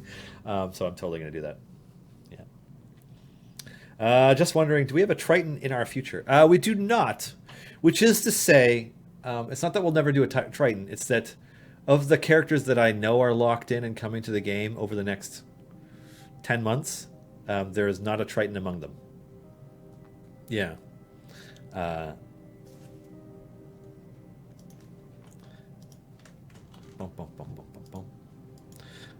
Which excites you more, moving into Year 4 Champions or the Icewind Dale campaign coming this year?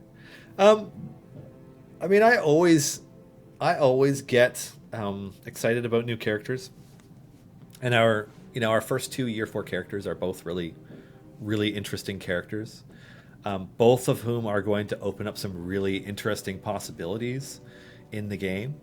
One of them has a very, very...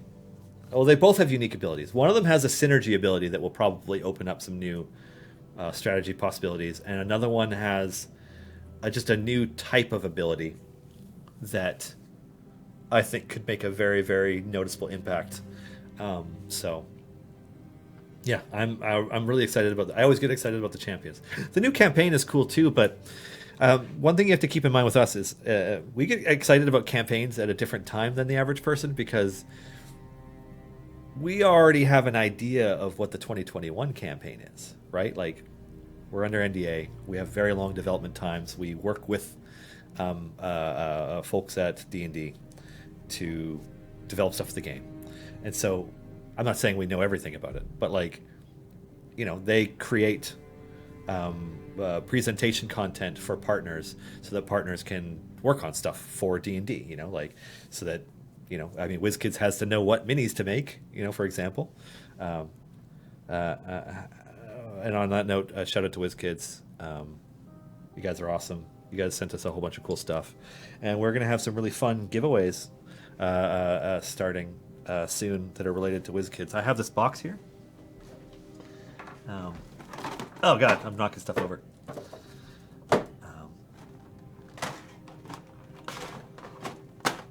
Oh, man.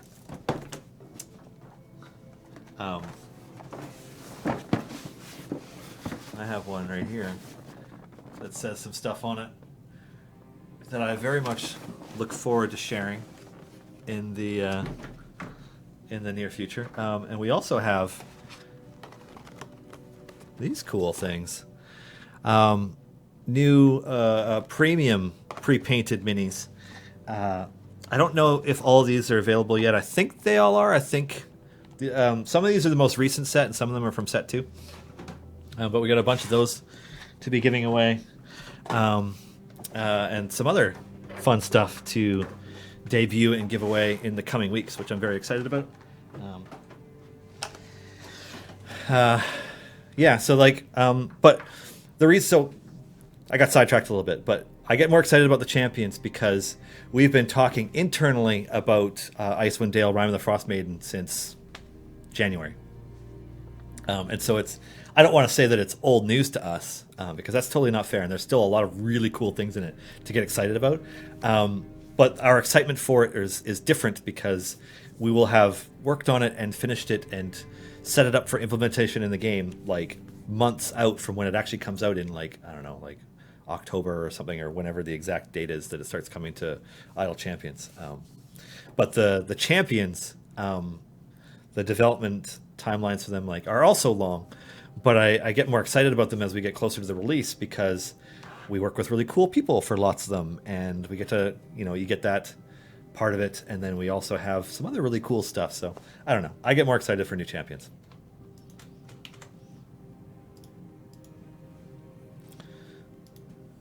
Could it be possible to raise the number of small bounty contracts used in one go? Currently the cap is 10, but I usually collect. Yeah, I'll pass that along. That's a fair point. I pass that to this person, I think. Over the next 10 months, you already got that many prepped? No. I mean, right now, our focus is on delivering adventures and like... So the content pipeline for Idle Champions has a bunch of different pipelines that are all being planned. So we have our regular event cadence, the every 3 weeks-ish. Obviously, we just had a 2-week gap. But we have a roughly every 3 weeks event cadence. And so there's a content pipeline for that is pretty steady. Champions are slotted in 5-6 months out and locked in probably 3 to 4 months out from their events, which is to say that Lazaps was finalized and locked in months ago. The next 3 champions are locked in, art is done, design's done, the characters are animated, like all that stuff is ready. I think some of that stuff is in the game files now, but not all of it. But at the same time, like the campaign planning, like we've been planning the Icewind Dale campaign for a long time. Because we started getting it, like the rough framework of it planned out a while back. And so that's one of the reasons we get so excited about events like D&D Live, is because that's when we can start talking to people about things. Even the other people in the D&D community, like we don't talk about any of that stuff until we get the okay. So yeah. Save 1 mini for Sean to unbox. Sean has a pancake show. He doesn't need minis. Did you get your Master Blades? I did not get a Lord of Blades, no. Sad. That's all right, though. When new characters and races are created, do the skills get modified for the already created characters if they're race-based or size-based skills? I suspect... Mick Dorkpants, really? That's okay. Well, Mick Dorkpants... No, the previous champions don't necessarily get changed when a new champion comes out. As you may have noticed in with the fact that Lazaps, a goblin, a small-sized race, does not count as part of Ishi's Friends of Short Folk, nor does Fury of the Small account for everything. And like, yeah, it's that's something that we kind of like just add to our lists, and it'll get looked at some point. Are there plans to update wild offers for folks who own all the golden epics? Wow. I mean, I didn't know that anybody would own all the golden epics. Are there plans to update it for that? There are other things that will eventually start to show up in wild offers that are not golden epic related, for players that may have missed them. Yeah, that's about all I can say on that one right now, because I don't know what I can officially say related to that kind of thing yet. Hopefully I don't get in trouble. Yeah. Anyways. Yeah, Flame Piercer. Yeah, I was thinking Hell Piercer is just what I would call it, or something like that, because it goes through different layers of the 9 hells.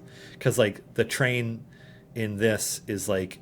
It's kind of like a mechanized infernal troop transport train that does a loop between the front lines of the Blood War and then through many of the different layers of the 9 hells. Like, obviously, it doesn't go down to Nessus because Asmodeus would never allow it, but it goes through a number of the layers. It certainly goes through Dis and places where the manufacturing and weaponry is created for the Blood War and all that stuff.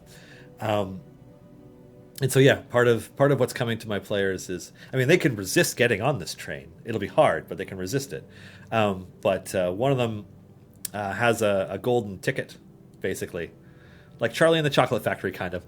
But they have a golden infernal ticket that admits them passage down to Stygia for a meeting with Levistus. That Levistus has sent agents to ensure that they attend. And they are welcome to resist it if they want. I hope that they do. But I have plans out for multiple sessions that take place on a train reminiscent of the film and television series Snowpiercer, in some ways, where as players descend through the upper layers of the Nine Hells down to Stygia. It's going to be fun. Wild offers, you could offer Modron dress. Yeah, I mean, there's always a possibility. That is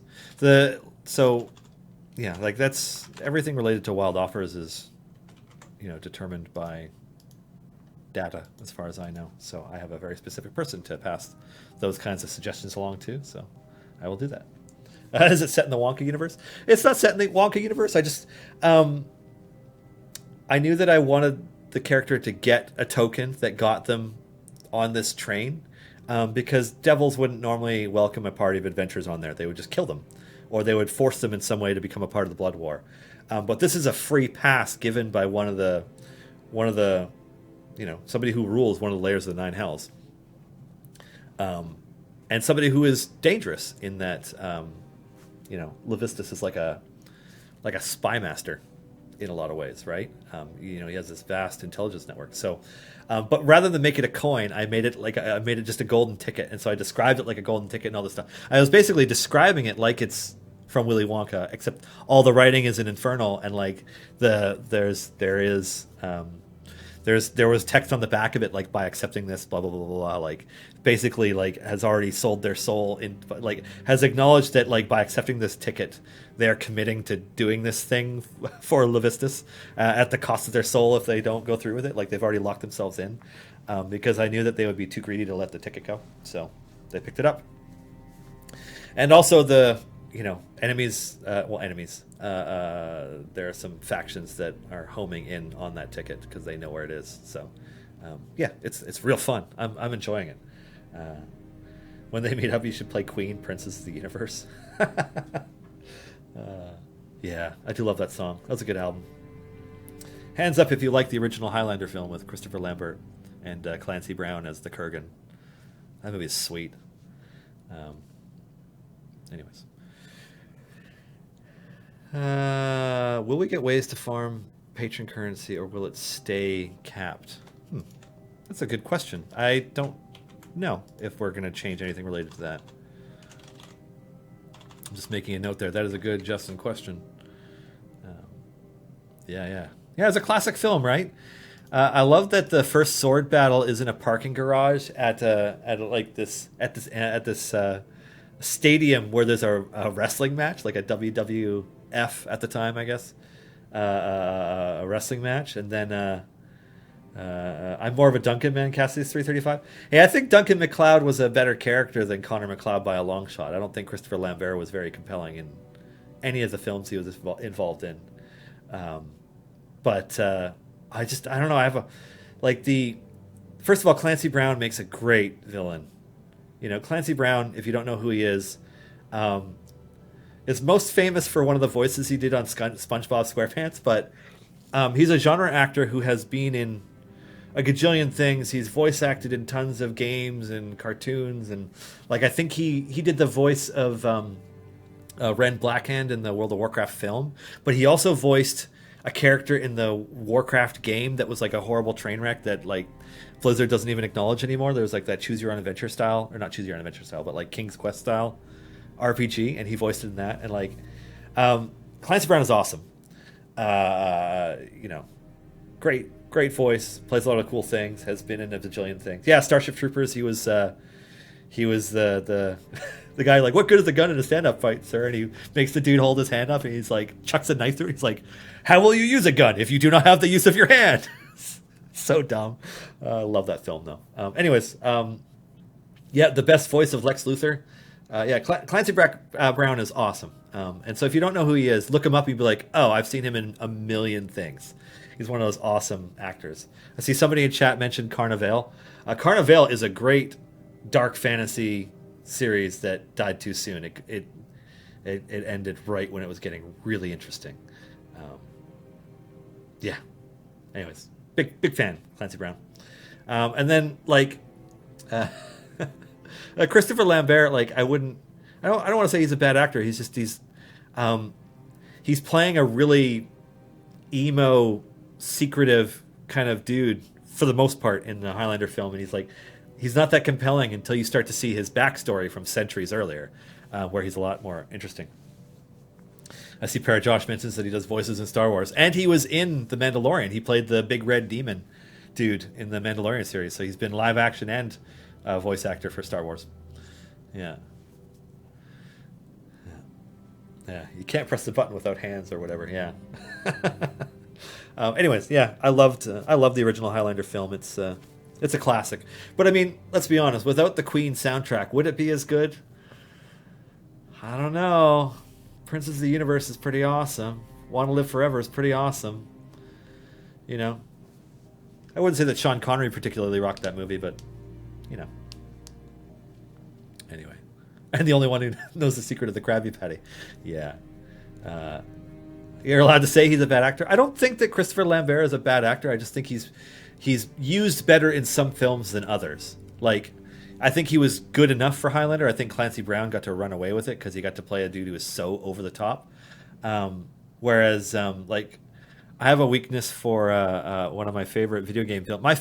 My favorite video game film of all time is still the original 1993 or 92 Mortal Kombat film in which Christopher Lambert plays Raiden. I love that film. It's terrible, but I love it.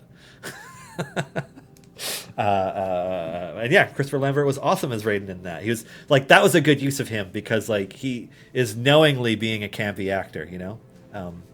I think a lot of actors, it's down to like the right role because like there are a lot of actors that you see in things where you're like, and then you see them in something else because some director got an idea based on them or their performance or whatever, and then they're incredible in some roles. So I don't know. What was Christopher Lambert in Brotherhood of the Wolf? Was he in Le Pacte de Loup? Or no, I'm thinking of somebody else. Who was the lead in that? Anyways, yeah, the original Mortal Kombat film.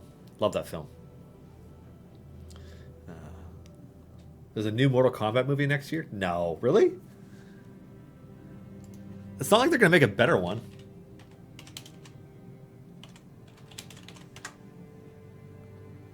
Oh my god, there is another one coming. Who's directing it? Simon McQuoid? Who's that? In his featured directorial debut. Uh-oh. Huh. And it's cast. I don't know who... I know who some of the people are. Huh. Okay, well, anyways. I hope it's fun to watch. I like the silliness of the Mortal Kombat film, the original one that came out, because it was... Yeah. Anyways. Yeah, it wasn't Christopher Lambert in the lead of Le Pacte de Loup. Yeah. Mark Dacascos played the Iroquois guy in it, which, you know, he was awesome in it. Who knew that he would never become a real star? Dude's such a good martial artist, and he's so compelling. But Brotherhood of the Wolf, yeah, highly recommend that. That weird French thriller, horror, fantasy, martial arts epic. Super good. Alrighty. Let's see. Just wondering. Don't need details, but for the new campaign coming, are the new baddies based on new baddies from the books? Yes, baby Illy. When we release an Icewind Dale Rime of the Frost Maiden permanent campaign, the adventure will be based not explicitly and completely off of the adventure content contained in the Icewind Dale Rime of the Frost Maiden TRPG book, but a chunk of it. We don't want to spoil everything that's in a book. There's a lot of cool stuff in there, and there are lots of things you could potentially find. But there are a number of new monsters included in that adventure, which we will definitely be seeing, and the antagonist or antagonists or whatever you're up against will also be from that book. Yeah. Rip Raul Julia. Oh yeah. Oh man. I mean, so I assume Raul Julia and Van Damme. So I assume you guys were talking about Street Fighter in chat, and I just missed that part. But Raul Julia was such a phenomenal actor who did not deserve to have Street Fighter be his last film. I think about Raul Julia and Angelica Houston as Gomez and Morticia Adams in like the best portrayal of a healthy, loving relationship probably in film. Like those two are crazy about each other. Like yes, they're gothy and weird, but like beyond utterly devoted to each other. And just how awesome they were in those roles, and how much I enjoyed those original two films. Oh, they were great. Oh man. And then there's probably a significant percentage of our audience who are like, "You are old," because like we're talking about movies that are just from the early '90s. Like they're not that old as far as I can consider it a film being old. But yeah. Let's see. What class are you most looking forward to playing in your next D&D game? That is a great question. I mean, I like to pick a class based on what everybody else is playing. Like, I'm going to do this, and this is what I'm doing. What I tend to do is, like, what is everybody else playing? Like, because I don't mind actually really playing. I don't really mind playing a healer type character if nobody wants to play a healer for a party. My next healer will be I'm going to use a Divine Soul sorcerer that I will multi-class into Warlock for 2 to 3 levels in order to get Eldritch Blast with Agonizing Blast and Pact of the Tome and the ability to not need to sleep, so that I can do some coffee lock bullshit, but as ultimately a healer character. So, 2 levels in Celestial Warlock and everything else in Divine Soul Sorcerer, I think is my next healer. And I'm excited to play that. Because then, if I need to, for some reason, hit something, I can, do the Eldritch Blast BS with multiple beams, each getting charisma damage bonuses and quickening it to do more of it. So I'm just like ripping off spells if I really needed to do that. But using the quite frankly game-breaking sorcerer meta magic to heal like a boss, because you can do things like you can use distant spell to cast Spare the Dying or Cure Wounds from long distances instead of by touch. And you can, because you're a sorcerer, you get access to things like haste to buff your allies and stuff like that. So, yeah. That's probably what I'm going to do in my next D&D campaign is, if I'm the healer, play a Divine Soul. And then if I really want to take a fireball at some level, I can. Looking forward to it. It's going to be good. Alrighty.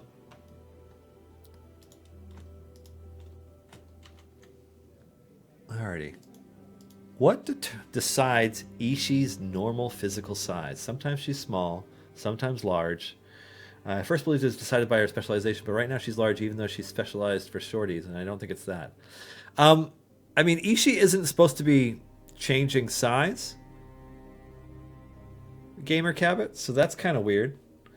Anyways, so, I mean, she should just be small, because kobolds are small.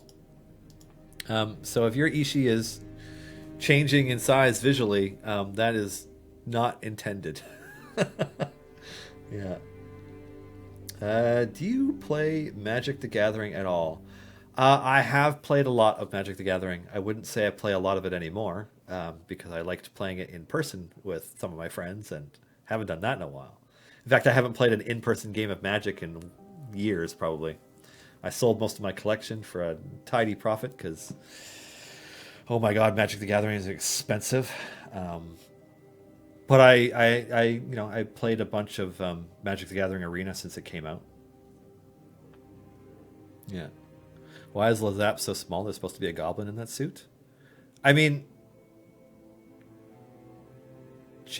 goblins are tiny for starters. Yeah. Oh, yeah, like, so when you cast the ultimate, sure. But, like, I thought you just were describing her just randomly changing size. Like, boom, she's a little bigger for her ultimate, and then it goes back down again. Yeah.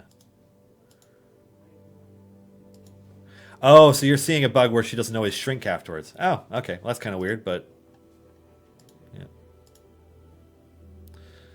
Are there any Magic the Gathering tie-ins with Idle Champions, or do they keep that separate? As far as I know, they keep that separate. Yeah. Um, the relationship between, like, obviously Hasbro owns Wizards of the Coast, and Wizards of the Coast bought TSR and owns Dungeons and Dragons, but they have traditionally kept them very separate up until the most recent couple of years. That Guildmaster's Guide to Ravnica, like an official D&D product that is a Magic the Gathering plane, was, a change. They had created some plane shift content, like some sort of supplementary free content, like PDFs of different planes, so that players could do it with their tabletop in 5e if they wanted to. But Guildmaster's Guide to Ravnica and then, Mythic Odysseys of Theros, mark some pretty big changes. And then they announced earlier this week that there's going to be a Magic the Gathering set that's like a Forgotten Realms Magic the Gathering set. So, I mean, they used to keep things really separate. I don't know about now, but we are very distinctly an Idle Champions of the Forgotten Realms game. And, like, we can get away with having characters that have ties to other settings. Like, we have 2 characters that have ties to Eberron. But we're distinctly a Forgotten Realms game. So, like, I would not anticipate ever seeing any Magic the Gathering monsters or characters like any of the Planeswalkers in our game. Like, I have a hard time picturing that happening. But things could change, I suppose. Oh. Yeah.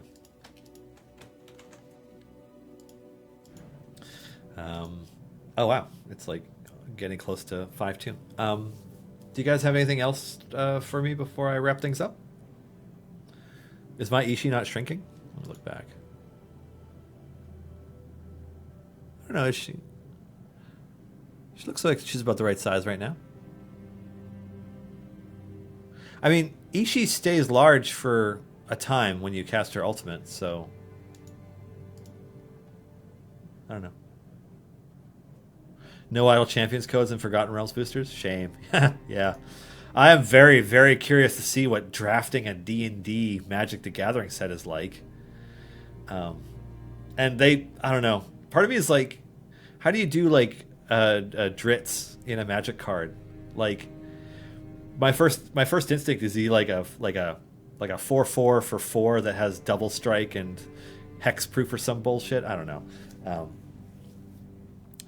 Making D&D players and people who are fans of Forgotten Realms novels happy with the representation of their characters in Magic card form, I think it's going to be a really interesting challenge, and I'm very, very, very curious to see how it turns out. Yeah. But yeah, I see somebody talking about Magic the Gathering is expensive. It is. It's expensive. It's an expensive hobby. That you could potentially cash out on, right? Like, I have throughout the years sold my entire collection or nearly all of my collection 3 or 4 times, each time, like, making either my money back or making a profit. Like, yeah. But they print a lot of sets now. Like, there's like 6 sets a year or something instead of like 3 or 4. It seems like there's always one coming out, which to me seems fast, but I don't know. See, if that's what players want, then go for it. All right. Well, it's about that time. So, thank you guys for joining me today, listening to me rant about Clancy Brown and my home D&D campaigns. This has been our show for Thursday, September 3rd. It's September 2020. Thank you for joining us today, for participating in the Idle Champions and D&D communities. You guys are awesome. Awesome. This show exists because of lots of amazing people. Most importantly, our producer moderator Sasha, and our partners at D&D, Greg, Bart, Pelham, Allison, Schalling, and Brandy. Take care, everybody. Be sure to tune in tomorrow morning to Griddle Champions if you want to see some fancy new stuffs. Anyways, take care, everybody. Cheers.